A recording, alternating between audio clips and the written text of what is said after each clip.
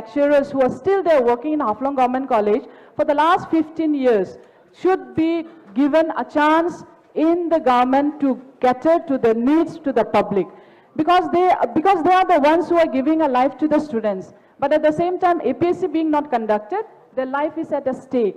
So those are the policies, I will say, those are the policies, paralysis that I would like to mention in the government, that it is not being taken up. So there are, these are the three issues I had really wanted to come up in my district. And I believe that being a only constituency with the only district, and then if given more chances, we can have different aspects of the areas which are not being fulfilled yet.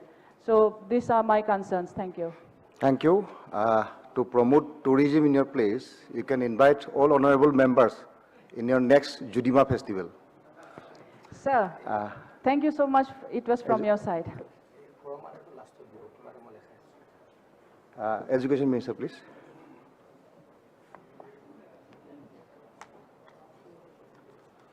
Honorable Deputy Speaker, sir, I thank Honorable Member Nandita Garlusa for raising the issues of education in this August House. Dima Hasao is a beautiful district inhabited by our beautiful indigenous people, and we are really proud that we have such a beautiful land with beautiful people. But this district is plagued by many age-old problems, particularly in the education sector. And Honorable Member has mentioned about the situation of higher education. Yes, the problem is serious. The district is having only 2 degree colleges. One is the Haflong Government College, another is Maibong Degree College.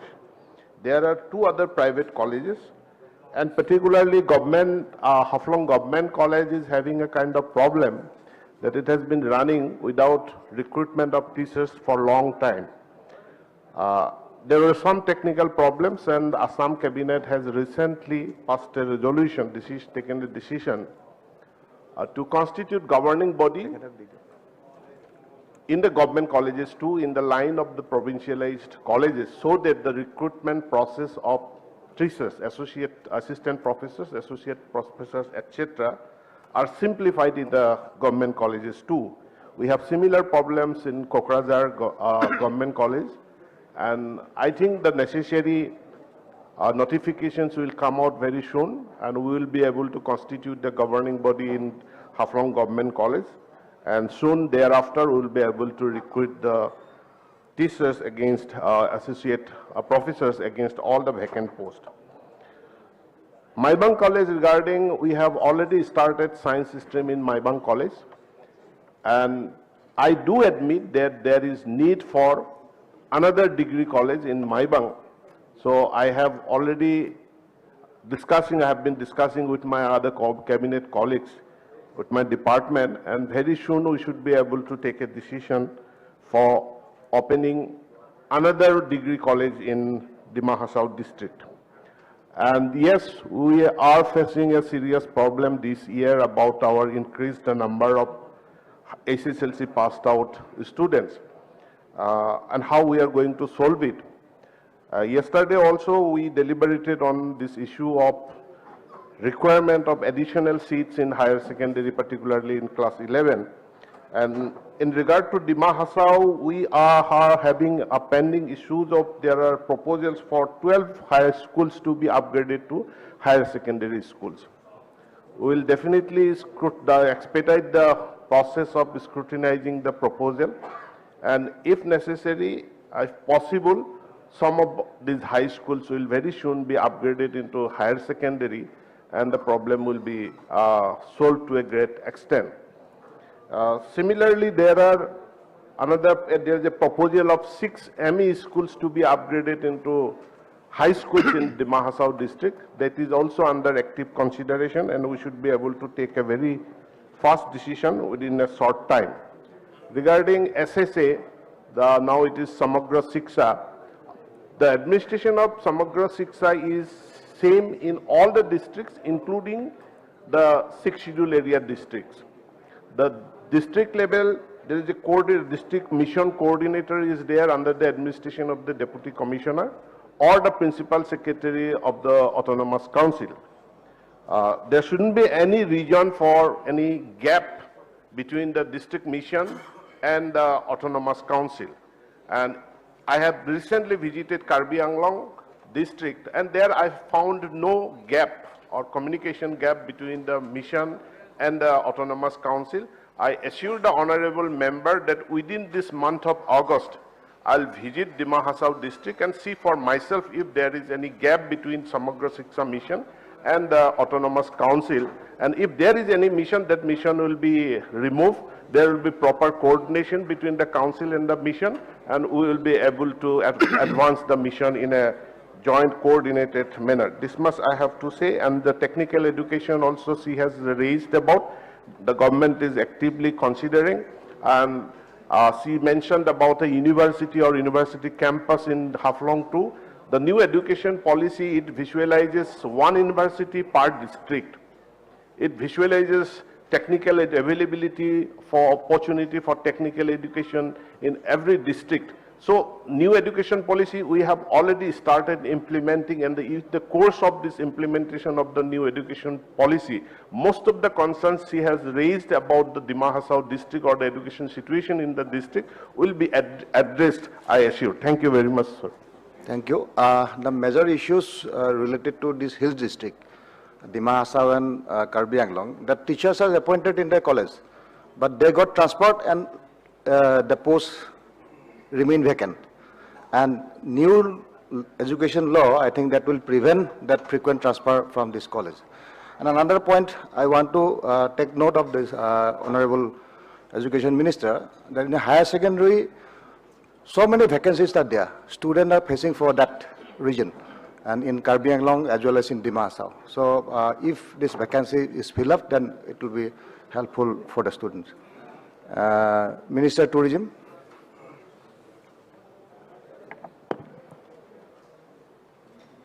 Tourism. মাননীয় উপাধ্যক্ষ মহোদয়, আমাৰ সন্মানীয় বিধায়িকা নন্দিতা গাৰ্লুচাই ডিমা হাছাওৰ পৰ্যটনৰ সম্ভাৱনীয়তাৰ ওপৰত তেখেতে আজি মেম্বাৰ্ছ আৱাৰ্ছত গুৰুত্বপূৰ্ণভাৱে তেখেতৰ বক্তব্য উপস্থাপন কৰিলে। হয়, ডিমা হাছাও এখন পৰ্যটকক আকৰ্ষিত কৰিব পৰা জোখাৰে সম্পূৰ্ণ যিসমূহ উপকৰণৰ প্ৰয়োজন, সকলো উপকৰণৰে সমৃদ্ধ আমাৰ ৰাজ্যখনৰ অন্যতম এখন পাহাৰীয়া জিলা, যি পাহাৰীয়া জিলাৰ প্ৰাকৃতিক সৌন্দৰ্যই আমাক সকলোকে মোহিত কৰি ৰাখে। দীৰ্ঘদিনৰ পৰা ডিমা হাছাওৱে যেন পৰ্যটকক হাত বাউল দি মাতি আছে, কিন্তু বিভিন্ন কাৰণত এই সুন্দৰ টুৰিজিম ডেষ্টিনেশ্যনটো যেনেধৰণে আগবাঢ়ি যাব লাগিছিল, পৰ্যটকক আকৰ্ষিত কৰিব পৰাকৈ যিসমূহ তাতে বাতাবৰণৰ প্ৰয়োজন আছিল, বিভিন্ন কাৰণত সেইখিনি হৈ নুঠাৰ কাৰণে আজিও আমি ডিমা হাছাওক টুৰিজিম মেপত টুৰিষ্টসকলক আকৰ্ষিত কৰিব পৰাকৈ আমি সক্ষম হোৱা নাই। কিন্তু মাননীয় উপাধ্যক্ষ মহোদয়, বহু বিভিন্ন টুৰিষ্ট ডেষ্টিনেশ্যনে সমৃদ্ধ এই পাহাৰীয়া জিলাখন আমি আগন্তুক দিনত নিশ্চিতভাৱে টুৰিষ্টসকলক আকৰ্ষণৰ এক বিন্দুলৈ আমি পৰিণত কৰিবৰ কাৰণে উদ্যোগ গ্ৰহণ কৰিব লাগিব। তাৰ বাবে বিশেষভাৱে উদ্যোগ ল'ব লাগিব আমাৰ কাউন্সিলে, কাৰণ কাউন্সিলৰ এইটো এটা ট্ৰেন্সফাৰ ছাবজেক্ট। অসম চৰকাৰৰ তৰফৰ পৰা টুৰিজিমটো কাউন্সিলক ট্ৰেন্সফাৰ কৰা আছে। গতিকে যদিও বা ট্ৰেন্সফাৰ ছাবজেক্ট, তথাপিও আমাৰ চৰকাৰৰ নিশ্চয় দায়িত্ব আছে। আমি কাউন্সিলৰ লগত আলাপ আলোচনা কৰি নিশ্চয় এই গুৰুত্বপূৰ্ণ পৰ্যটন স্থলসমূহ আমি পৰ্যটকক আকৰ্ষিত কৰিব পৰাকৈ আমি গঢ়ি তুলিব লাগিব। বহুকেইটা গুৰুত্বপূৰ্ণ স্থলেৰে সমৃদ্ধ হাফলং, জাতিংগা, মাইবাং, চেমখুৰ, লাইচং, এনলেকুল, ঠিক তেনেধৰণে জলপ্ৰপাত কেইবাটাও আছে সৰু ডাঙৰ। ঠিক তেনে এটা গুৰুত্বপূৰ্ণ জলপ্ৰপাত অলপতে আৱিষ্কাৰ হৈছে, লংৰাংমা দি বাইগলাই জলপ্ৰপাত। ঠিক তেনেধৰণে পৃথিৱীৰ যেন সেউজীয়া স্বৰ্গ হাফলঙৰ পৰা প্ৰায় 135 কিলোমিটাৰ দূৰত অৱস্থিত হেংৰুম, চাৰিওফালে সেউজীয়াৰে আৱৰা এক পাহাৰ। প্ৰকৃতিপ্ৰেমীসকলৰ সদায় হাত বাউলি মাতে এই হেংৰুমে। বেহেন্দাও বাইগলাই জলপ্ৰপাত, এই আবং নদীৰ এটা সুন্দৰ জলপ্ৰপাত, যি হাফলঙৰ ওচৰৰ এখন চাম্পা ৰিডিচাৰ পৰা প্ৰায় 5 কিলোমিটাৰ দূৰতে অৱস্থিত। ইয়াতে ট্ৰেকিঙৰ কাৰণেও যথেষ্ট অৱকাশ আছে। ইয়াত তেনেধৰণে আমি টুৰিজিমটো ডেভেলপ কৰিব পৰাৰ সম্ভাৱনা আছে। অসমৰ আটাইতকৈ ঠাণ্ডা ঠাই আমি যেনেকৈ কওঁ, সেই ঠাইখনৰ নাম থুৰুক, হাফলঙৰ পৰা প্ৰায় 112 কিলোমিটাৰ দূৰত অৱস্থিত। আৰু ইয়াতে ডিচেম্বৰ জানুৱাৰী মাহত তুষাৰপাত হয়। আমাৰ নিজৰ ৰাজ্যতে তুষাৰপাত হোৱা স্থান আছে, কিন্তু আমি আৱিষ্কাৰ কৰিছোঁ যদিও ইয়াৰ যি প্ৰচাৰ প্ৰয়োজন আছে সেইখিনি আমি কৰিব পৰা নাই। নিশ্চয় এই কথাবিলাক আমি আমাৰ টুৰিজিম ডিপাৰ্টমেণ্টৰ তৰফৰ পৰা আগন্তুক দিনবিলাকত অধিক প্ৰচাৰ প্ৰসাৰৰ জৰিয়তে আমাৰ এই টুৰিষ্ট ডেষ্টিনেশ্যনসমূহক জনসাধাৰণক আকৰ্ষিত কৰিবৰ কাৰণে উদ্যোগ গ্ৰহণ কৰা হ'ব। বহু কাম অৱশ্যে তাতে হৈ আছে আমাৰ বিভিন্ন আঁচনিৰ জৰিয়তে। CIDF আঁচনিত হাফলং হ্ৰদত MP থিয়েটাৰ প্ৰায় 2 কোটি টকাৰে নিৰ্মাণৰ কাম চলি আছে। ঠিক তেনেধৰণে ৰামনগৰতো এখন উদ্যানৰ কাম কাজ তাত চলি আছে। হাফলং টাউনত ৱাচ টাৱাৰ আৰু ঘড়ী টাৱাৰৰ কাৰণে তাতে নিৰ্মাণ আৰু নৱীকৰণৰ কামো চলি আছে। ঠিক তেনেধৰণে আমাৰ উমংচু হ্ৰদ, হাফলং হ্ৰদত 30 লাখ টকাৰে নাও আৰু আনুষংগিক সামগ্ৰী ক্ৰয় কৰিবৰ কাৰণে, যাতে ৱাটাৰ টুৰিজিম আমি আগন্তুক দিনবিলাকত অসমৰ বিভিন্ন নদী, হ্ৰদ, বিল ইত্যাদিবিলাকক লৈ ভৱিষ্যতৰ দিনত আমি ৱাটাৰ টুৰিজিমৰ এটা চিন্তা চৰ্চা আমাৰ টুৰিজিম বিভাগৰ তৰফৰ পৰা আমি কৰি আছোঁ। সেইকাৰণে এই ক্ষেত্ৰতো আমি বিশেষ উদ্যোগ গ্ৰহণ কৰিম। ঠিক তেনেধৰণে আমি ইতিমধ্যে হাফলঙলৈকে সেই পাহাৰীয়া অঞ্চলৰ সৌন্দৰ্য উপভোগ কৰাৰ নিমিত্তে আমি যাতে টুৰিষ্টসকলক তালৈকে লৈ যাব পাৰোঁ, তাৰ কাৰণে আমি ৰেল বিভাগৰ লগত আমি ইতিমধ্যে কথা বতৰা পাতিছোঁ। তাতে আমি টুৰিষ্টক লৈ যোৱাৰ ক্ষেত্ৰত আমি ৰেল বিভাগৰ যি বিস্তাদাম আছে তেওঁলোকক তালৈকে চলাবৰ কাৰণে আমি আহ্বান জনাইছোঁ। ইতিমধ্যে আমাৰ কথা বতৰা হৈছে। মই ভাবোঁ এনেধৰণে আমি আমাৰ কাউন্সিল, সন্মানীয় বিধায়ক বিধায়িকাসকল আছে আৰু ৰাজ্য চৰকাৰ তথা কেন্দ্ৰীয় চৰকাৰৰ উদ্যোগত আগন্তুক দিনত আমি এই পাহাৰীয়া জিলাকেইখনক ভাল টুৰিষ্ট ডেষ্টিনেশ্যন হিচাপে আমি গঢ়ি তুলিবৰ কাৰণে আমি সক্ষম হ'ম। লগে লগে টুৰিষ্টসকল যাবৰ কাৰণে এটা ভাল বাতাবৰণ আমি নিৰ্মাণ কৰাটো খুবেই প্ৰয়োজন। কাৰণ টুৰিষ্টসকলে আনন্দ কৰিবৰ কাৰণে আহে, প্ৰাকৃতিক সৌন্দৰ্য উপভোগ কৰিবৰ কাৰণে আহে, আৰু সেইকাৰণে শান্তিময় এটা বাতাবৰণ টুৰিষ্টসকলে বিচাৰে।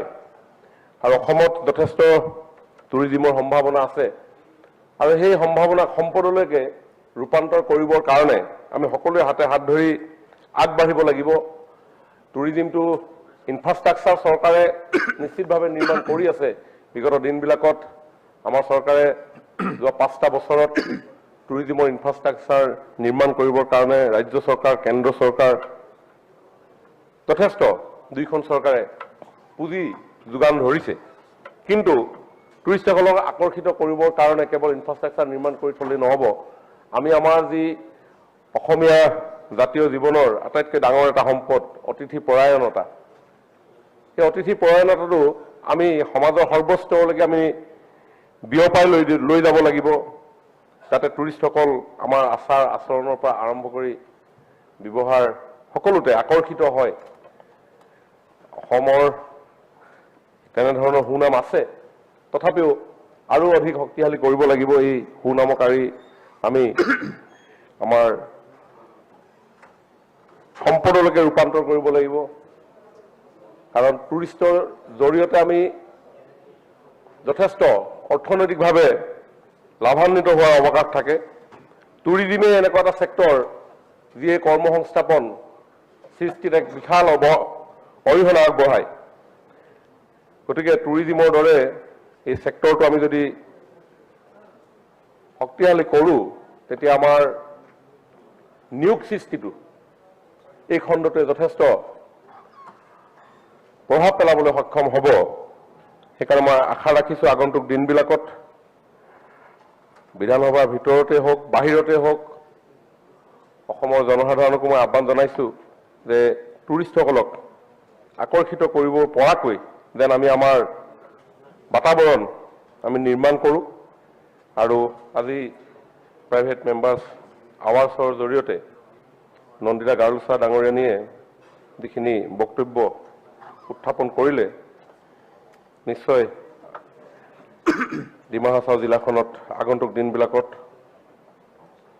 টুৰিজিমৰ ক্ষেত্ৰত চৰকাৰৰ তৰফৰ পৰাও আমি মনোযোগ দিম ইতিমধ্যে মই তেখেতৰ লগত ব্যক্তিগত কথাও পাতিছোঁ গতিকে নিশ্চয় আগন্তুক দিনত এই পাহাৰীয়া গোটেইকেইখন জিলাতে টুৰিজিমটোক আমি আগুৱাই লৈ যাবৰ কাৰণে চেষ্টা কৰিম ধন্যবাদ থেংক ইউ যোৱা 5টা বছৰ মই বিধায়ক থাকোঁতে এটা কথাই মনত খুব অসন্তোষ দিয়ে যে ট্ৰান্সফাৰ ছাবজেক্ট কাউন্সিললৈ বুলি কৈ দিয়ে বোলে কথাবিলাক হেৰি মানে এই শব্দটোত আমাক মানে কাৰ্বি আংলং বা ডিমা হাছাওত অলপ মৰমটো কম হৈছে নেকি তেনেকুৱা নিচিনা এটা বুজায় যিহেতু কইনাৰ এক মিনিট যিহেতু কন্যাদানৰ পিছত কইনাৰ প্ৰতি মাক বাপেকৰ মৰমটো বেছি বাঢ়ি যায় গতিকে ট্ৰান্সফাৰ ছাবজেক্টটো মৰমটো আৰু বঢ়াব লাগে তে মই মাননীয় মন্ত্ৰী ডাঙৰীয়াক আৰু এটা কথা কৈছোঁ এইটো এটা টুৰিষ্ট প্লেচ আছে যিটো ৱাটাৰফলছ ডিমা হাছাও আৰু কাৰ্বি আংলঙত লগ লাগি আছে এইটো ডিমা হাছাওৰ ফালে পানীমূৰ বুলি কয় কাৰ্বি আংলঙত ককা বুলি কয় দুইটা ডিষ্ট্ৰিক্টৰ পৰা গৈ পেলাই এইটো সংযোগস্থল আৰু খুব পটেনচিয়েল আছে টুৰিজিমত ইয়াৰ পৰা গুৱাহাটীৰ পৰা 2.5 ঘণ্টামানৰ ভিতৰতে তাত পায় চ' এই টুৰিষ্ট প্ৰমোট কৰিবলৈ হ'লে ককা আৰু পানীমূৰ দুইটা ডিষ্ট্ৰিক্টে বেলেগ বেলেগ নাম দি লৈছে গতিকে এই টুৰিষ্ট প্লেচটো ডেভেলপমেণ্টৰ কাৰণে যাতে তেওঁ হেৰি দিয়ে তাৰ কাৰণে মই অনুৰোধ জনালোঁ next minister handloom and textile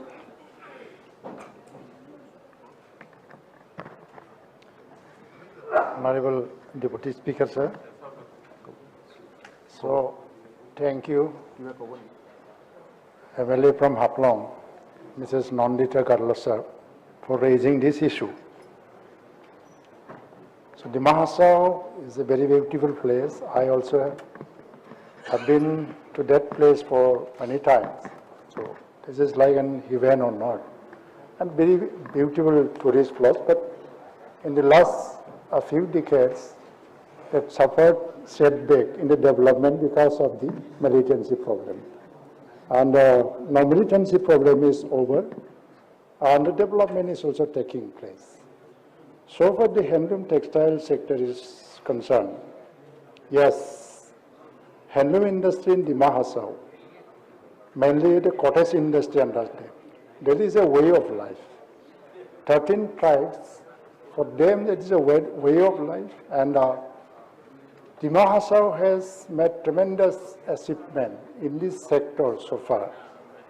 The House will be happy to know that One Enseal's Primary Weaving Cooperative Society, they have developed more than 200 new diversified ethnic design suitable for national, international market. These designs have been approved and accepted by the Development Commissioner, Handlooms New Delhi and Handloom Export Promotion Council Chennai. The society has participated in many international fairs such as Petra, Porter Fair in Paris, France, Bangladesh, Malaysia. It has received huge order from Turkey, Switzerland, Italy, etc., and has supplied to the mark of their satisfaction. So that is a huge achievement. And about that, some European countries like Greece, France, UK, Netherlands, and Scotland have requested to innovate new design with tribal motif. The Honorable Minister mentioned about the tribal motif. So these countries have already requested to innovate new tribal motif and to send samples of product and cost of production for confirmation of their orders. That to be followed. That is going to boost the handloom textile sector in that area because it is getting the international market also. Already in compared to any other part of the Assam, this Dima Hasao has achieved in the market promotion to the international level also. So that's why we must congratulate the Dima Hasao. But so far the budget provision is concerned. Yes, the enhancement of the budget, that is the matter of the government and the matter of the Minister of Finance. And for that, the council has to formulate some policies. And that depends upon their planning and the policy with regard to the development of the handloom and textile. At present, what activities are being taken by handloom and textile departments, we have collected the district council authority. The mainly NCL's Tribal Regional Handloom Weavers Cooperative, that is playing a major role, that is uniting all primary weavers cooperative societies, and they have done a tremendous job. This is like an umbrella organization. And right now we have the 4 numbers of the handloom training centers throughout the district for creating artisans for handloom weavings, designing and dyeing. These places are Haflong, Maibong, Hatikali and Dayangmo.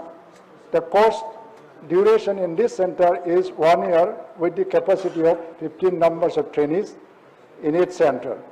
During the training period, each trainee gets stipend of 450 rupees per month, and as per the approval of the NCL Autonomous Council, after completion of training, each trainee gets complete set of fly shuttle frame loom for their self-employment. But due to this financial crisis, in the last 3 years, the flying shuttle could not be provided to them by state government or the district authority also.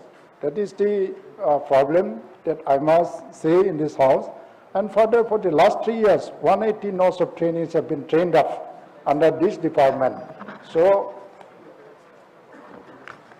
the Weaver Extension Service are there.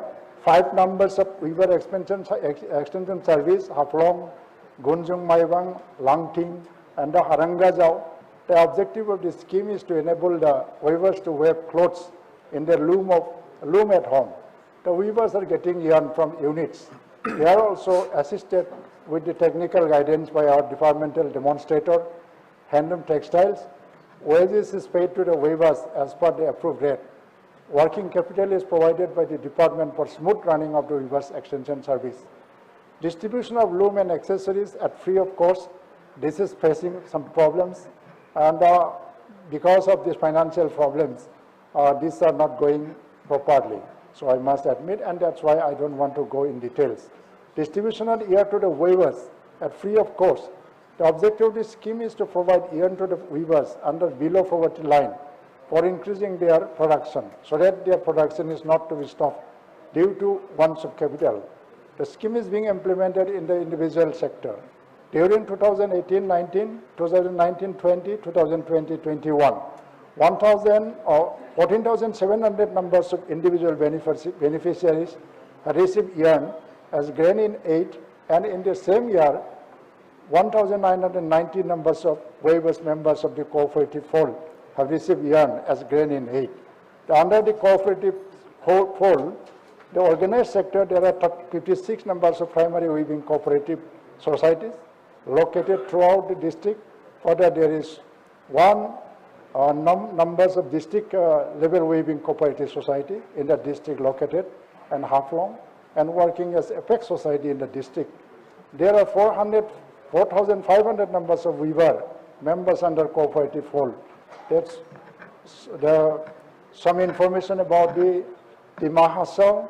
And yes, in my case also, that applies, the same thing applies, that there is a transport subject. But I don't want to repeat that, because in a coordinated manner we have to work. And personally also, as my education minister, Honorable Ronos Pegu has expressed his willingness to visit, I'm also willing to visit sometimes to see the area again and to explore the possibility of development of the handloom and textile sector. Thank you. You are very much aware of transport subject. I think you are accustomed with that, so that she will get more benefit. Our Manoniya Montri Bimal Bora Dangoria kiba eta kobo khusile jodi koy. Sir, I interrupt korisil apni kobole kiba eta kobole uthisile jodi kiba koy. নাই মাননীয় উপাধ্যক্ষ মহোদয় টেন্সাৰ সাবজেক্টৰ কথাতে আপুনি কৈছে হয় এইটো নীতি নিয়মখিনি অধীনত আমি কাম কাজখিনি কৰিব লাগিব তথাপিও ৰাজ্য চৰকাৰ নিশ্চয় দায়িত্ব আছে আৰু সেইখিনি আমি নিশ্চয় পালন কৰিম এই কথাটোকে মই ক'ব লৈছোঁ Thank you. কি আছে? Sir, only one clarification from the Honorable Tourism Minister that he had said. I just want to clarify. When the mention was being made of the amphitheater that is being constructed in Dima Hasao under tourism, I don't think this comes under tourism sector, but this is under CIDF, and then it has been subdued to tourism. So that is still lying with the other department, and the Honorable Minister knows very well. So that you have to take into account. Thank you, sir. Thank you. Our next সদস্য শিৱামণি বৰা ডাঙৰীয়ানী আপোনাৰ তিনিটা department আছে খুব ছুটি ছুটিকৈ 4-5 minute এটা এটাকৈ কৈ যায় আনচাৰটো হ'লে বাকী আৰু তিনিগৰাকী আমাৰ সদস্য আছে তেতিয়াহ'লে আমি চবকে একমত মাননীয় উপাধ্যক্ষ মহোদয়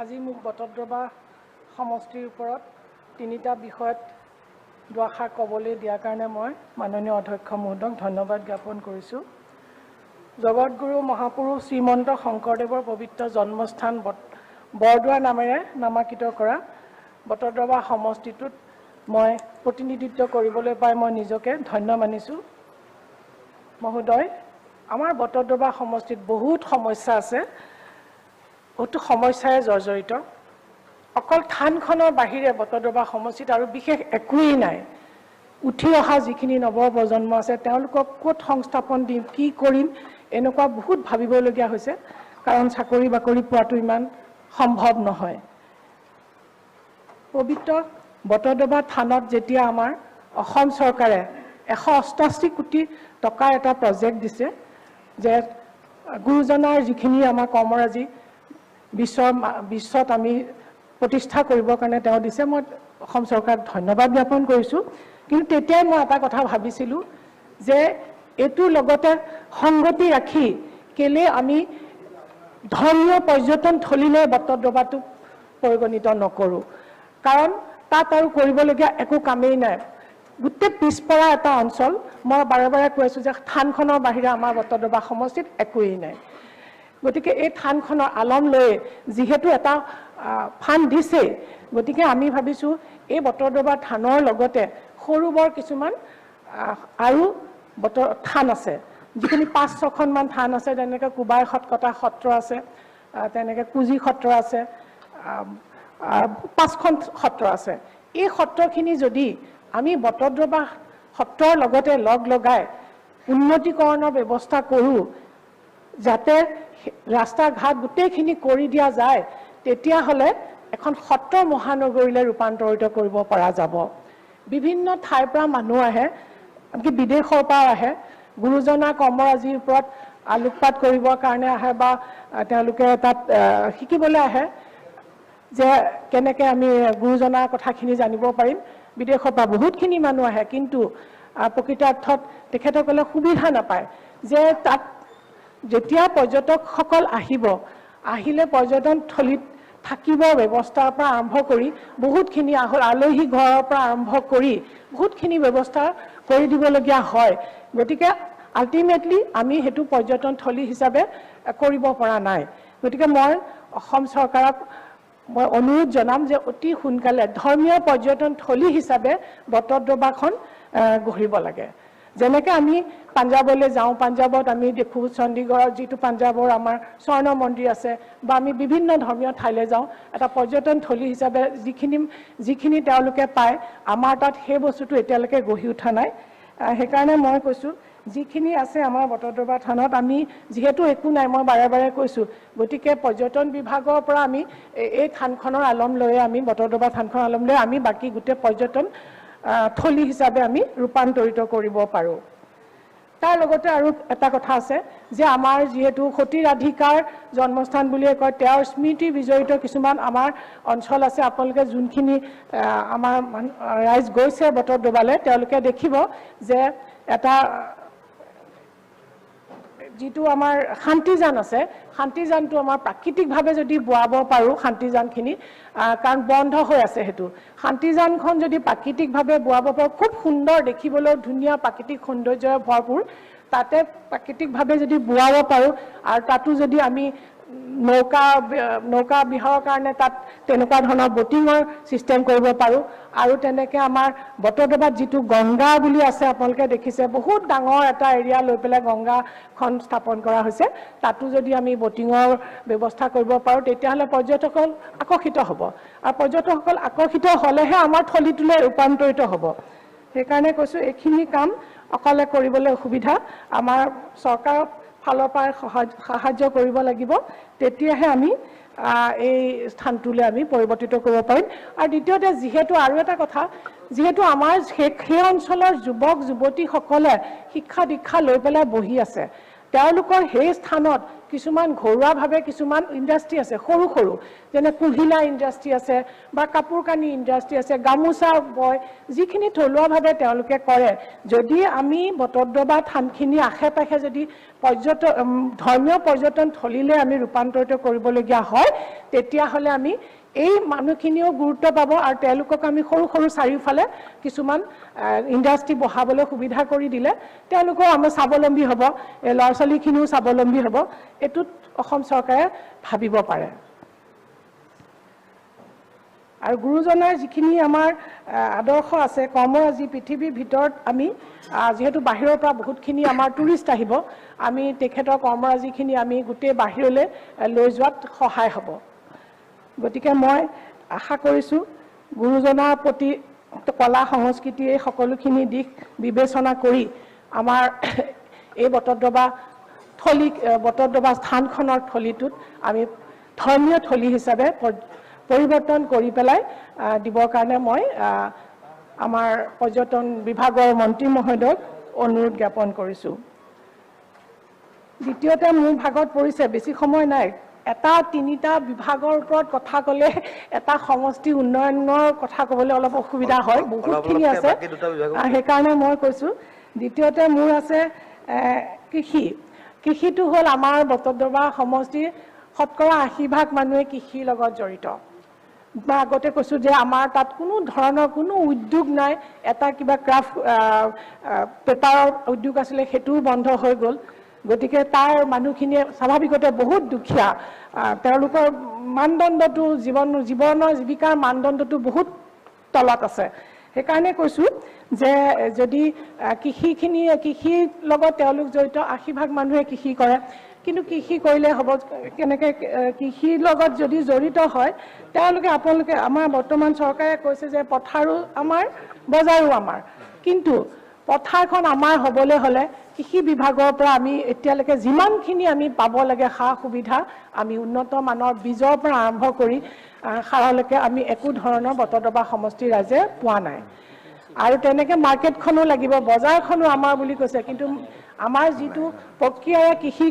কৰি থকা হৈছে বৰ্তমান এক বিঘা মাটিত যিমানখিনি ধান বা যিমানখিনি ফচল উৎপাদন হয় সেইখিনি যদি বজাৰলৈ লৈ যাবলগীয়া তাতকৈ তেওঁলোকে যিমান খৰচ কৰিছিলে তাতকৈ কম দামত বিক্ৰী কৰিবলগীয়া হয় গতিকে এইটো মই মাননীয় মন্ত্ৰী মহোদয়ক মই অনুৰোধ কৰিছোঁ কৃষি বিভাগৰ যাতে কৃষি যিটো আছে এইটো অকণমান উন্নত প্ৰক্ৰিয়াৰে এইখিনি কামখিনি কৰিব লাগে আমাৰ অকল কৃষি বিভাগৰ অকল ধান খেতিয়ে নহয় আমাৰ বটদ্ৰৱা সমষ্টিৰ প্ৰায় অঞ্চলতে শাক পাচলিটো বেছিকৈ কৰে শাক পাচলিটো যিটো কেঁচা সামগ্ৰী এইটো খুব বেছি কৰে বহুত ঠাইত আমাৰ কেঁচা শাক পাচলি আমাৰ বটদ্ৰৱাৰ পৰা গোটেই অসমৰ চাৰিওফাললৈকে যায় আৰু এই শাক পাচলিখিনি মই যোৱা বিগত লকডাউনৰ পিৰিয়ডত দেখিছিলোঁ ইমান প্ৰচুৰ পৰিমাণে শাক পাচলি হয় যে এই শাক পাচলিখিনি পেলাই দিবলগীয়া হৈছে কাৰণ লকডাউনৰ সময়ত তেওঁলোকে সেইখিনি বাহিৰলৈ নিব পৰা নাই বিক্ৰী কৰিব পৰা নাই মই নিজে দেখিছোঁ যে পথাৰত বহুতখিনি শাক পাচলি তেওঁলোকে পেলাই দিবলগীয়া উপক্ৰম হৈছে যদি আমাৰ তাত দুটামান শীতলীকৰণ ভঁৰালৰ ব্যৱস্থা কৰি দিলেহেঁতেন হয়তো কৃষকসকলে ইমান দুৰ্যোগৰ সন্মুখীন নহ'লেহেঁতেন মই সেইকাৰণে মাননীয় মন্ত্ৰী মহোদয়ক অনুৰোধ কৰিছোঁ অতি সোনকালে আমাৰ বটদ্ৰৱা সমষ্টিত কমচে কম 2টা শীতলীকৰণ ভঁৰালৰ ব্যৱস্থা কৰি দিয়ে যাতে আমাৰ কৃষকসকল উপকৃত হয় কৃষি বুলি ক'লে কৃষিৰ লগত জড়িত আমাৰ আৰু এটা আছে যে মৎস্য উৎপাদন হেতু যেহেতু কৃষিৰ লগৰ এটা ব্ৰাঞ্চ মই সেইখিনিও কথাও কৈ দিওঁ আমাৰ বটদ্ৰৱা সমষ্টিত মৎস্য উৎপাদনটো বহুত গুৰুত্বপূৰ্ণ ভূমিকা পালন কৰি আহিছে এটা অঞ্চল প্ৰায় মৎস্য পালন কৰিয়েই সেই অঞ্চলৰ যুৱকসকল তেওঁলোকৰ জীৱিকা নিৰ্বাহ কৰি আছে কিন্তু মৎস্য পালন কৰিবলৈ গৈ তেওঁলোকে বহুত দুৰ্ভোগৰ সমস্যাৰ সন্মুখীন হৈছে এই কাৰণে যে তেওঁলোকে যিখিনি মাছৰ পোনা বা যিখিনি মাছৰ খাদ্য আনিবলগীয়া হয় সেইখন ৱেষ্ট বেংগলৰ পৰা আনিবলগীয়া হয় আৰু বহুত পইচা ভৰিবলগীয়া হয় তেওঁলোকে গতিকে আমাৰ ইয়াতেই যদি মাছৰ খাদ্য ভঁৰাল এটা যদি স্থাপন কৰিব পাৰে তেতিয়াহ'লে হয়তো মাছৰ ব্যৱসায়টো আমি এটা সম্পূৰ্ণ উদ্যোগিক ভিত্তিত আমি এইটো ল'ব পাৰোঁ মাছৰ এটা উদ্যোগ এটা স্থাপন কৰিবৰ কাৰণে মই মাননীয় মন্ত্ৰী মহোদয়ক মই অনুৰোধ জনাইছোঁ আৰু যিখিনি আমাৰ মাছ উৎপাদনৰ আমি গুৱাহাটীলৈকে সাপোজ আনিবলগীয়া যেতিয়া হয় তেতিয়া পাতত বহুতখিনি টেক্স লৈ পেলাই বহুত হাৰাশাস্তি হয় যাৰ ফলত মাছবোৰ 2-3 দিন গাড়ী ট্ৰাক ৰাখাই থৈ দিয়ে তাৰ ফলত বেয়া হৈ যায় আৰু তেতিয়া আমাৰ যিখিনি নিবনুৱাই এই ব্যৱসায়টো কৰি আছে তেওঁলোকে বহুত আহুকালৰ সন্মুখীন হ'বলগীয়া হয় সেইকাৰণে মই কৈছোঁ আপোনাৰ নটিছটো ফিচাৰী মিনিষ্ট্ৰী নাছিলে নাই মই ফিচাৰীটো এই কাৰণে ক'লো কি ফিচাৰীটো এগ্ৰিকালচাৰৰ লগতে এটা পাৰ্ট হয় সেইকাৰণে মই ফিচাৰীটো ইন্টিগ্ৰেটেড ফাৰ্মিং বুলি আপুনি ক'ব পাৰে এইখিনি ফিচাৰী আৰু নকওঁ ফিচাৰী নকওঁ মই যিখিনি ক'লো তৃতীয়তে আৰু এটা আছিলে হেণ্ডলুম টেক্সটাইলৰ ওপৰত মই কৈছিলোঁ হস্ততাঁত বস্ত্ৰশিল্প বটদ্ৰৱা সমষ্টিত হস্ততাঁত বস্ত্ৰশিল্প বুলি ক'লে জাজৰি বুলি এটা অঞ্চল আছে তাত প্ৰায় অসমৰ সকলো মানুহে জানে প্ৰতি ঘৰ মানুহতে প্ৰতিজনীয়ে শিপিনীয়ে তাত নিজাববীয়া নিজা উদ্যোগত হস্ততাঁত বস্ত্ৰশিল্প কাপোৰ কানি বৈ পেলাই তেওঁলোকে নিজাববীয়াকৈ অসমৰ বিভিন্ন স্থানলৈ লৈ যায় কিন্তু তেওঁলোকে এতিয়ালৈকে চৰকাৰৰ পৰা কোনো ধৰণৰ সাহায্য পোৱা নাই কেতিয়াবা হয়তো বছৰত 2-এটা লোন পায় হেতু পৰ্যাপ্ত নহয় আৰু সেইকাৰণে মই যে আপোনালোকক কৈছোঁ মই আজি যিযোৰ মেখেলা চাদৰ পিন্ধি আহিছোঁ সেইযোৰো আমাৰ জাজৰি শিপিনীয়ে তৈয়াৰ কৰা মেখেলা চাদৰ তেওঁলোকে ইমান উন্নত মানৰ মেখেলা চাদৰ বা আৰম্ভ কৰি পাট মুগা নুনি এইবিলাক তৈয়াৰ কৰিব পাৰে গতিকে তেওঁলোকক অকণমান উদ্যোগী হিচাপে অকণমান আগলৈ নিয়াত অসম চৰকাৰে এটা ভূমিকা গ্ৰহণ কৰিব পাৰে আৰু যেহেতু তেওঁলোকৰ কোনো ট্ৰেইনিং নাই তেওঁলোক নিজাববীয়াকৈ কাম কৰি আছে তেওঁলোকক ট্ৰেইনিং দিব লাগে মডাৰ্নাইজ কৰিব লাগে তেওঁলোকৰ গোটেই কামখিনি আৰু তেওঁলোকৰ যেটো এটা বামুণ বিষয়ে আমাৰ বিধায়িকাগৰাকী কৈছে ডিপাৰ্টমেণ্টৰ মন্ত্ৰী মহোদয়ৰ ওপৰত ব্যস্ত হৈ আছে শুনিলে ভাল আছিলে কথাবোৰ শুনি আছে গুৰুত্বপূৰ্ণ কথা কৈ আছে মন্ত্ৰী মহোদয় শুনি আছে নাই যেহেতু বস্ত্ৰতাঁত হস্তশিল্পৰ আপুনি এটেনশ্যন দিয়ক তেখেতৰ আনসাৰ দিব লাগিব এটো খুব গুৰুত্বপূৰ্ণ কাৰণ জাজৰি যিটো অঞ্চল আমাৰ তাত অসমৰ ভিতৰতে যেনেকৈ শুৱালকুছি আমি জাজৰি অঞ্চলটো মিনি শুৱালকুছি হিচাপে স্থাপন কৰিব পৰা সুযোগ আছে কাৰণ আমাৰ প্ৰতিজনী শিপিনীয়ে বহুত উন্নত মানৰ তেওঁলোকে কাপোৰ কানি তৈয়াৰ কৰে সেইকাৰণে মই এই হস্ততাঁত বস্ত্ৰশিল্পৰ মাননীয় মন্ত্ৰী মহোদয়ক অনুৰোধ কৰিছোঁ যাতে আমাৰ শিপিনীসকলক যিখিনি সাহায্য দিব লাগে মই মাজতে এটা কুৱেশ্যনো কৰিছিলোঁ কুৱেশ্যনটোৰ আনচাৰত ক'লে যে 10টামান আঁচনি চলি আছে কিন্তু এতিয়ালৈকে আমাৰ বটদ্ৰৱা সমষ্টিৰ জাজৰি অঞ্চলে সেই যিখিনি আঁচনি চলি আছে এতিয়ালৈকে তেওঁলোকে ঢুকি পোৱা নাই তেওঁলোকক ঢুকি পোৱাগৈ নাই এই আঁচনিসমূহে যদিও এটা প্ৰশিক্ষণ কেন্দ্ৰ বামুণগাঁও অঞ্চলত কৰিছিলে যি লেহেমীয়া সামুকীয়া গতিত হৈ আছে আজি কেতিয়াতে আৰম্ভ কৰিলে এতিয়ালৈকে শেষ কৰাৰ কোনো ব্যৱস্থা নাই লাহে ধীৰে সেইটো নাইকিয়া হৈ যাব জহি খহি যাব সেইকাৰণে মই কৈছোঁ মাননীয় মন্ত্ৰী মহোদয়ক আমাৰ হস্ততাঁত বস্ত্ৰ শিল্পটো এটা ভাল উদ্যোগীকৰণৰ ব্যৱস্থা কৰিব লাগে যাতে আমাৰ শিপিনীসকল উপকৃত হয় Thank you.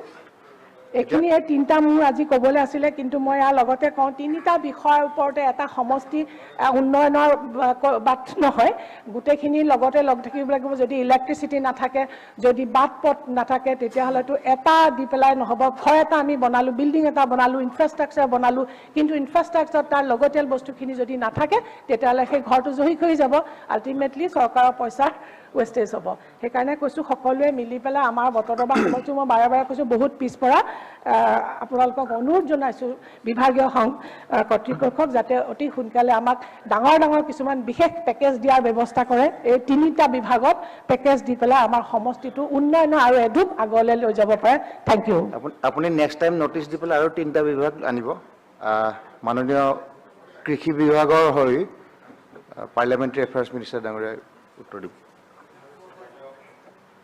সন্মানীয় উপাধ্যক্ষ ডাঙৰীয়া সন্মানীয় সদস্যগৰাকীয়ে এটা গুৰুত্বপূৰ্ণ কথা তেখেতৰ ভাষণত উপস্থাপন কৰিছে বটদ্ৰৱা অঞ্চলত যথেষ্ট শাক পাচলিৰ খেতি হয় কৃষি প্ৰধান অঞ্চল এই অঞ্চলত তেখেতে কোৱাৰ দৰে নিশ্চয়কৈ কোল্ড ষ্টৰেজৰ অভাৱ আছে আৰু এই ক্ষেত্ৰত আমি নিশ্চয়কৈ পদক্ষেপ ল'ব লাগিব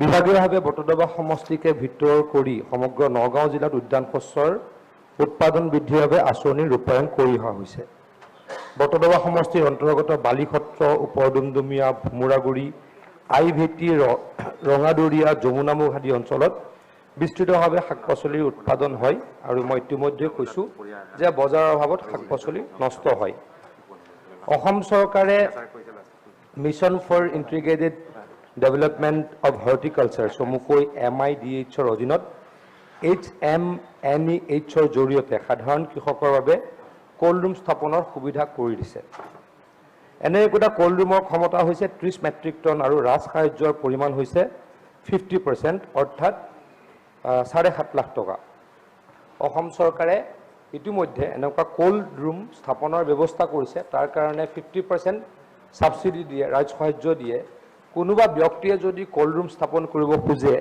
বিভাগীয় কৰ্তৃপক্ষৰ লগত আমাৰ DO এগ্ৰিকালচাৰ থাকে ডাইৰেক্টৰেট থাকে তাৰ লগত যদি যোগাযোগ কৰে আমি নিশ্চয়কৈ সেইখিনি কৰিবলৈকে ব্যৱস্থা হাতত ল'ম তদুপৰি HMNEH আঁচনিৰ জৰিয়তে 50% ৰাজ সাহায্যপ্ৰাপ্ত শীতলীকৰণ ঘৰৰ ব্যৱস্থাও আছে হিতাধিকাৰীয়ে সৰ্বোচ্চ 5000 মেট্ৰিক টন ক্ষমতা সম্পন্ন শীতলীকৃত গৃহৰ বাবে সৰ্বোচ্চ 2.5 কোটি টকা পৰ্যন্ত ৰাজ সাহায্যৰ সুবিধা গ্ৰহণ কৰিব পাৰে এটো এটা বেলেগ এটা হেতু এটা হৈছে কোল্ড ৰুম এটা কোল্ড ষ্টৰেজ এটো অলপ ডাঙৰ আৰু এটোত 50% সাবসিডি আপ টু 2.5 কোটি টকালৈকে দিয়াৰ ব্যৱস্থা আছে তাৰ কাৰণেও 50 সেলফ মানুহখিনিয়ে নিজেও তাতে ইনভেষ্ট কৰিব লাগিব সেলফ ইনভেষ্টমেন্টটো লাগিব আৰু 50% সাবসিডি দিব আপ টু 2.5 কোটি টকা সেই ব্যৱস্থাও আছে মাননীয় বিধায়ক গৰাকীয়ে সেই অঞ্চলত এনেকুৱা উদ্যোগী যদি কোনোবা যুৱক যুৱতী ওলাই আহে তেওঁলোকক এই কথাখিনি বুজাই দি আৰু বিভাগীয় কৰ্তৃপক্ষৰ লগত আলোচনা কৰাই বা লগ লগাই দি যদি এনেকুৱা সিদ্ধান্ত লয় নিশ্চয়কৈ সেই অঞ্চলৰ কৃষকৰ যথেষ্ট কৃষক উপকৃত হ'ব কৃষকৰ লাভ হ'ব আমি চৰকাৰে ইতিমধ্যে ডাঙৰ আকাৰৰ 5টা শীতলীকৰণ কেন্দ্ৰ মানে কোল্ড ষ্টৰেজ অসমৰ বিভিন্ন জেগাত স্থাপন কৰিছোঁ ডেফিনেটলি মই আকৌ কওঁ বটদ্ৰৱা অঞ্চল মোৰ ঘৰৰ পৰা বহুত দূৰ নহয় গতিকে মই তাত জানো তাতে যথেষ্ট শাক পাচলিৰ খেতি হয় ধানৰ খেতি হয় বা অন্যান্য খেতিৰ কাৰণে খুব উপযোগী জেগা খেতিও যথেষ্ট হয় তেখেতে যেহেতু মাছৰ কথাটো মই 1 মিনিটতে কৈ দিম কাৰণ ইন্টিমেশন নাছিলে পাইৰৰ ইন্টিমেশন নাছিলে সেইখিনি জেগাত কিন্তু মাছৰো যথেষ্ট উৎপাদন হয় বিশেষকৈ পোনা প্ৰডাকশ্যন হয় তাত পোনা প্ৰডাকশ্যন হয় সমগ্ৰ নগাঁও আৰু মৰিগাঁও জিলাত তাৰ পৰা পোনা ডিস্ট্ৰিবিউশন হয় তে এই ক্ষেত্ৰটো নিশ্চয়কৈ কৰিব লগা আছে কিন্তু এটা কথা মই আকৌ কৈছো যে যেটো ডাঙৰ আকাৰৰ কোল্ড ষ্টৰেজ স্থাপনৰ কাৰণে আমি অসম চৰকাৰে কাম কৰিছো ইতিমধ্যে 5টা আমি অসমৰ বিভিন্ন জায়গা স্থাপন কৰিছো পুঁজি সাপেক্ষে ভৱিষ্যতে বটদবা অঞ্চলতো কৰিবলৈকে চেষ্টা কৰা হ'ব আৰু যদি কিবা থাকে আমি আপোনাৰ লগত আলোচনা কৰিম Thank you. Minister, Handloom and Textile. অলপ briefly answer দিলে আমাৰ 3টা speakers.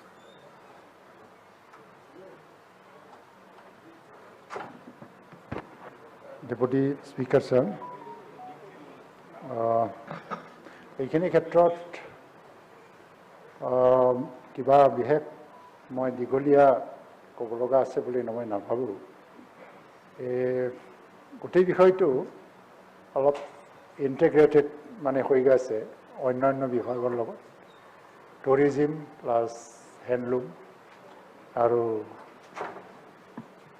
এই বটদ্ৰৱাটো টুৰিজিমৰ স্পট বনাব লাগে তেতিয়া অট'মেটিকেলি আমাৰ শিপিনীসকল লাভ হ'ব এই বিষয়টো জড়িত হৈ আছে এতিয়া এইটো এটা পলিচি মেটাৰৰ কথা যে আমি যদি স্পেচিয়েল ইনিচিয়েটিভ লোৱা হয় গভৰ্ণমেণ্টৰ তৰফৰ পৰা কিছুমান ইনফ্ৰাষ্ট্ৰাকচাৰটো আমি ডেভেলপ কৰিব পাৰি অসম চৰকাৰৰ SOPDৰ আঁচনিৰ অধীনত বটদ্ৰৱা বিধানসভা সমষ্টিৰ অন্তৰ্গত বৃহত্তৰ জাজৰি অঞ্চলত যোৱা 2018-19 বৰ্ষত এটা আৰু 2019-20 বৰ্ষত 4টা আত্মসহায়ক গোটৰ মুঠ 60 গৰাকী সদস্যক দক্ষতা বৃদ্ধিৰ বাবে এমহীয়া প্ৰশিক্ষণ দিয়া হয়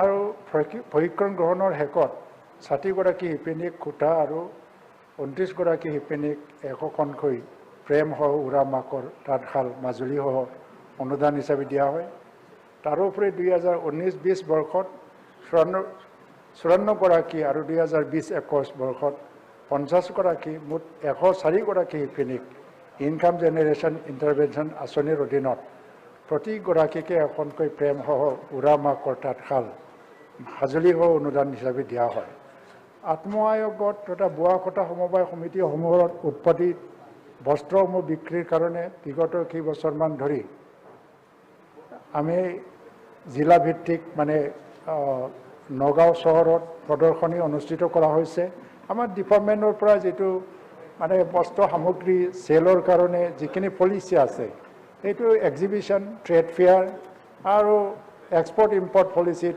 কিছুমান ক্ষেত্ৰত যদি আমাৰ ডিপাৰ্টমেণ্টে সহায় কৰিব পৰা সেইখিনি আমি কৰি আহিছোঁ আৰু ইয়াৰ উপৰিও জাজৰি এৰিয়াত বিভাগৰ স্থায়ী হস্ততাঁত বস্ত্ৰ উৎপাদন কেন্দ্ৰ এটা আছে আৰু এই উৎপাদন কেন্দ্ৰত বৰ্তমান 6 গৰাকী স্থানীয় শিপিনীয়ে নিয়মিতভাৱে তাঁত শিল্পৰ কাম কৰি আছে তেওঁলোকক চৰকাৰে ধাৰ্য কৰা নিৰিখ মতে ন্যূনতম মজুৰি দি থকা হৈছে বটদ্ৰৱা বিধানসভা সমষ্টিৰ অন্তৰ্গত হাতীচং পূব বামুণগাঁও অৱস্থিত বিভাগীয় হস্ততাঁত প্ৰশিক্ষণ কেন্দ্ৰত বছৰি 15 গৰাকী প্ৰশিক্ষাৰ্থীক উন্নত মানৰ হস্ততাঁত প্ৰশিক্ষণ প্ৰদান কৰা হয় বৰ্তমান নগাঁৱৰ অধীনত থকা 8 ফেডৰ সূতা ভঁৰালৰ পৰা বৃহত্তৰ জাজৰি অঞ্চলৰ প্ৰায় 700 গৰাকী শিপিনীয়ে 30% ৰেহাই মূল্যত প্ৰয়োজনীয় বিভিন্ন সূতা ক্ৰয় কৰি লাভান্বিত হৈ আহিছে আৰু তাৰে লগতে বিভিন্ন আঁচনি অনগোয়িং আঁচনিবিলাক চলি আছে তাৰ আদি উপকৃত কৰা হৈছে কিন্তু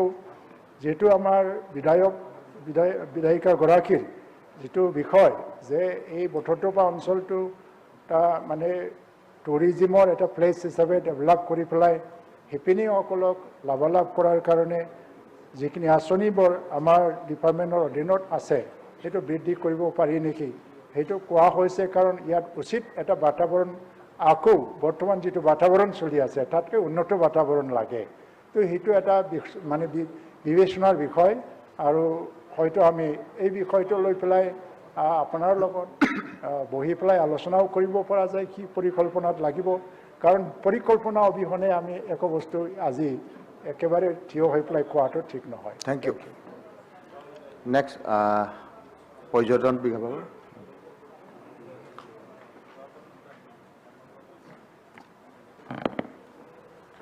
মাননীয় উপাধ্যক্ষ মহোদয়, অসম বিধানসভাৰ rule of procedure conduct of বিজনেছৰ জৰিয়তে মেম্বাৰ আৱাৰৰ অধীনত বটদ্ৰৱা সমষ্টিৰ বিধায়িকা মাননীয়া শিৱামণি বৰাই গুৰুজনাৰ জন্মস্থান বৰদোৱাক অসমৰ এখন ধৰ্মীয় পৰ্যটনস্থলীলৈকে আগুৱাই নিবৰ কাৰণে তেখেতে আজি তেখেতৰ বক্তব্যত উপস্থাপন কৰিছে। হয়, আমাৰ অসমীয়া সমাজ জীৱনৰ নৱ বৈষ্ণৱ ভক্তি আন্দোলনৰ জৰিয়তে গুৰুজনাই বিগত প্ৰায় কেইবাটাও শতিকা যেনেধৰণে ভক্তি মাৰ্গৰ জৰিয়তে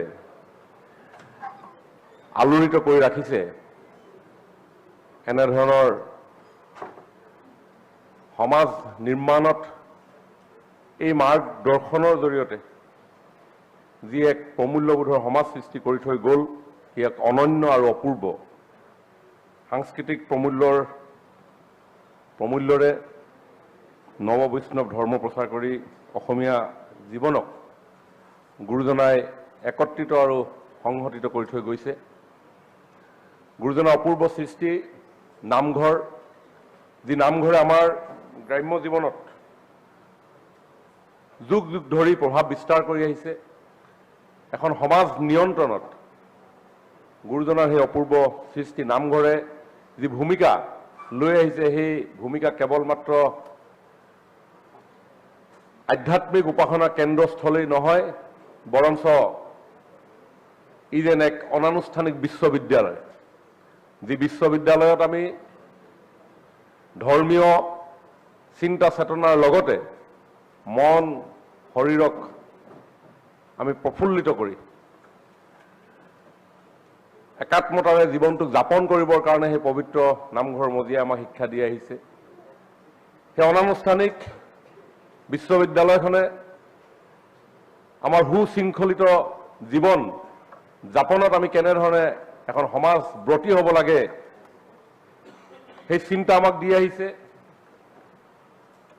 শ্ৰদ্ধা, ভক্তি, ভয়, আত্মসন্মান, মৰ্যাদা, এনেধৰণৰ যিমান উপকৰণক লৈ আমি আমাৰ মানৱ জীৱনটোক সাৰ্থকতাৰ দিশে আমি আগুৱাই লৈ যাওঁ, এনে এটা বিষয় নাই যিটো বিষয় নামঘৰৰ মজিয়াত আমি বিচাৰি নাপাওঁ। এখন সমাজক কেনেকৈ ভক্তি কৰিব লাগে সেই কথা আমাক নামঘৰে শিকাইছে। এখন সমাজক ভয় কৰি কেনেকৈ চলিব লাগে নামঘৰৰ সেই পবিত্ৰ মজিয়াই আমাক শিকাইছে। সেইকাৰণে আমাৰ চৰকাৰে এই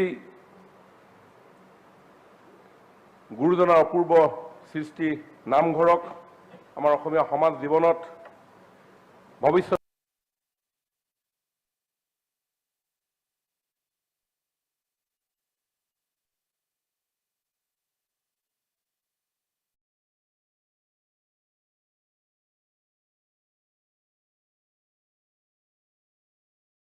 দিনতো যেনেকৈ আধ্যাত্মিক পৰ্যটন কেন্দ্ৰস্থলী নহয়, বৰঞ্চ আমাৰ অসমীয়া সমাজ জীৱনৰ সেই স্থানডোখৰকে আমি অন্যতম এক ব্ৰতবৃক্ষ হিচাপে, কেন্দ্ৰ হিচাপে আমি নিৰ্মাণৰ প্ৰয়াস আমাৰ চৰকাৰৰ তৰফৰ পৰা আমাৰ কৰা হৈছে, যাৰ কাৰণে প্ৰায় 200 কোটি 180 কোটি টকা ব্যয় সাপেক্ষে এই প্ৰকল্পৰ কাম ইতিমধ্যে চলি আছে। আমি ভাবোঁ যে সেই প্ৰকল্প সম্পূৰ্ণ হৈ উঠিলে গুৰুজনাই যেনেকৈ দুবাৰ সমগ্ৰ ভাৰতবৰ্ষ ভ্ৰমণ কৰি ভাৰতবৰ্ষৰ বিভিন্ন চিন্তা চৰ্চাৰে সমৃদ্ধ হৈ, আধ্যাত্মিক চিন্তা চেতনাৰে সমৃদ্ধ হৈ অসমীয়া সমাজ জীৱনখনক তেওঁ শক্তিশালী কৰি থৈ গ'ল। মই ভাবোঁ এই বটদ্ৰৱাৰ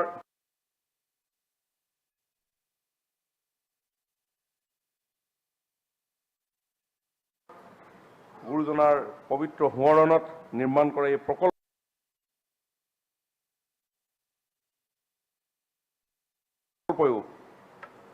সমগ্ৰ মানৱ সমাজখনক জীয়াই থকাৰ ভৱিষ্যতৰ দিনত প্ৰেৰণা যোগাব, যথেষ্ট গৱেষণাৰ সমল বিচাৰি পাব এখন সমাজ কেনেকৈ নিৰ্মাণ হয়। আৰু সেইকাৰণে আমাৰ চৰকাৰে, আমি সকলোৱে জানো যে আমাৰ সমগ্ৰ অসমত থকা নামঘৰসমূহ প্ৰায় 10,000তকৈ অধিক, 2 লাখ টকা, 2.5 লাখ টকাৰে আমি পুনৰ নিৰ্মাণৰ কাম আমি হাতত লৈছোঁ। কেতিয়াও নোহোৱা উদ্যোগ, গুৰুজনাৰ অপূৰ্ব সৃষ্টি শক্তিশালী কৰাৰ উদ্দেশ্যেৰে এখন চৰকাৰে লোৱা উদ্যোগ। সেইকাৰণে আমাৰ আগন্তুক দিনবিলাকত এই ক্ষেত্ৰত সমগ্ৰ অসমতে এই ভক্তি মাৰ্গেৰে গুৰুজনাই যি নৱবৈষ্ণৱ ধৰ্ম, একশৰণ নাম ধৰ্ম প্ৰচাৰ কৰি গৈছে, এই ধাৰাক আৰু অধিক শক্তিশালী কৰাৰ নিমিত্তে আমাৰ উদ্যোগ থাকিব। আৰু বৰদোৱাক পূৰ্ণাংগ এখন তীৰ্থনগৰী হয়। মাননীয় বিধায়ক ডাঙৰীয়ানে কৈছে যে বৰদোৱাকে কেন্দ্ৰ কৰি ওচৰে পাজৰে কেইবাখনো থান তাতে আছে। কুজি সত্ৰ, কৰচুং কলীয়া গোসাঁই থান, আই ভেটি, আই লক্ষ্মী থান, দামোদৰ দেৱৰ থান, জোৰাইকোট সত্ৰকে ধৰি কেইবাখনো থান আশে পাশে আছে। মই ভাবোঁ বটদ্ৰৱা থান যেতিয়া দৰ্শন কৰিবৰ কাৰণে কোনোবা পৰ্যটক যাব, ভকত বৈষ্ণৱসকল যাব, এইসকলেও এই থানসমূহ নিশ্চয় পৰিভ্ৰমণ কৰিব, পৰিদৰ্শন কৰিব আৰু আধ্যাত্মিকভাৱে প্ৰবল শক্তি পাবৰ কাৰণে সেই অঞ্চল পৰিভ্ৰমণ কৰিলে সক্ষম হ'ব। গতিকে মই আগন্তুক দিনবিলাকত আমাৰ চৰকাৰৰ দায়বদ্ধতাৰ কথা পুনৰ সোঁৱৰিছোঁ, পুনৰ দোহাৰিছোঁ আৰু গুৰুজনাৰ এই অপূৰ্ব সৃষ্টিসমূহক জগত সভালৈ লৈ যাবৰ কাৰণে। কাৰণ ইতিমধ্যে শংকৰদেৱ নিজেই গুৰুজনাই জগত সভাত এক সুকীয়া মৰ্যাদা লাভ কৰিবলৈ সক্ষম হৈছেই। আমি তেওঁৰ সৃষ্টিৰাজিসমূহক, অংকীয়া নাটেই হওক, ভাওনাই হওক, বৰগীতসমূহেই হওক, এইসমূহকো আমি আৰু আগন্তুক দিনত বিভিন্ন স্থানত প্ৰচাৰ প্ৰসাৰৰ মাধ্যমেৰে আমি আৰু শক্তিশালী এক আধাৰ সৃষ্টি কৰিবৰ কাৰণে আমি চেষ্টা কৰিম। সদৌ শেষত গুৰুজনাক স্মৰণ কৰি এইটো প্ৰাৰ্থনাৰে মই বক্তব্য সামৰিছোঁ। শ্ৰীমন্ত শংকৰ হৰি ভকতৰ জানা যে নকল্প তৰু, তাহান্ত বিনাই নাই নাই নাই আমাৰ পৰম গুৰু। ধন্যবাদ। ধন্যবাদ। আগন্তুক দিনত আমাৰ বাইদেউৰ বটদ্ৰৱা সমষ্টিলৈ বহুত আশীৰ্বাদ আহিব বুলি আমি আশা কৰিছোঁ। নেক্সট আমাৰ সদস্য দীপায়ন চক্ৰৱৰ্তী, আপুনি 3টা ছাবজেক্টৰ ওপৰত নটিচ দিছিলে। আপুনি খুব সোনকালে ব্ৰিফলি 10-12 মিনিটমানত শেষ কৰক। আমাৰ আৰু আপোনাৰ পিছত দুগৰাকী সদস্য আছে। মাননীয় উপাধ্যক্ষ মহোদয়, প্ৰথমতে মই আপোনাক ধন্যবাদ জ্ঞাপন কৰিছোঁ মোক মেম্বাৰ হোৱাৰত সময় দেওয়ার কারণে। আমি মা কাচাকান্তির আশীর্বাদ ও শিলচরের জনসাধারণের আশীর্বাদ নিয়ে দু একটি কথা এই সদনে দাঁড়িয়ে বলছি। প্রথমে আন্তরিক কৃতজ্ঞতা জ্ঞাপন করছি শিলচরবাসী জনসাধারণের পক্ষ থেকে আমার মাননীয় মুখ্যমন্ত্রী ডক্টর হিমন্ত বিশ্ব শর্মা মহাশয়কে। আসামের পিছিয়ে পড়া অঞ্চল বরাক উপত্যকাকে আসামের অন্যান্য জেলার সহিত গুরুত্ব দিয়ে মুখ্যমন্ত্রী বরাকের বিকাশের জন্য সর্বদা কাজ করে যাচ্ছেন। স্বাধীনতার পর থেকে আমরা লক্ষ্য করেছি বিভিন্ন সরকার বরাককে যেভাবে বঞ্চিত রেখেছিল, কিন্তু 2016 ইংরেজির ভারতীয় জনতা পার্টি মিত্র জোট সরকার প্রায় 35,000 কোটি টাকার সড়ক নির্মাণ, মিনি সেক্রেটারিয়েট সহ আসাম সরকারের বিভিন্ন উন্নয়নমূলক কাজের জন্য বরাকবাসীরা এই সরকারকে চিরস্মরণীয় করে রাখবে। 2016 ইংরেজির প্রথম থেকে শুরু করে আর আজকের দিন পর্যন্ত মাননীয় মুখ্যমন্ত্রী ডক্টর হিমন্ত বিশ্ব শর্মা যেভাবে বরাককে গুরুত্ব দিয়ে কাজ করছেন তা কখনোই আমরা ভুলব না। মাননীয় অধ্যক্ষ মহোদয়, আজকে এই সদনে আমি জনস্বাস্থ্য কারিগরি বিভাগের কিছু কথা আপনার সম্মুখে বলছি। অধ্যক্ষ মহোদয়, আমাদের সকলেরই